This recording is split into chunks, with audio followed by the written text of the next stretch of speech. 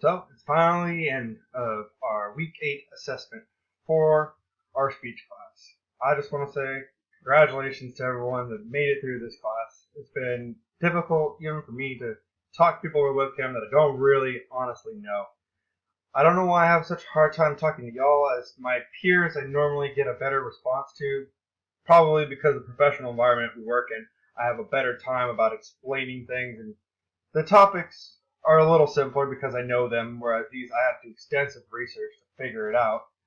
I will definitely say some of the key points I got out of this are how to develop the speech and how to talk to people in an aspect that they can actually understand, because most people I try to talk really technical at work, but they might not know exactly what I'm saying. So the Navy has precautions to make sure that you know the next step of how to talk to people.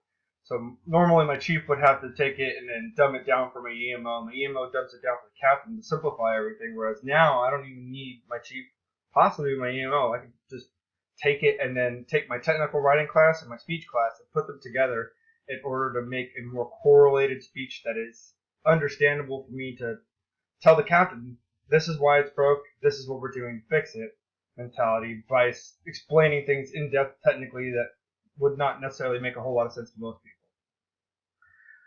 I definitely still have to work on eye contact, and I know that I have a bad habit of stopping my words while I'm talking, but I'm usually thinking too fast for how I'm speaking. So I'm still working on slowing my brain down so that way when I talk it sounds effective. I know I've gotten better at pronunciation and definitely talking at a volume where people can understand what you're saying.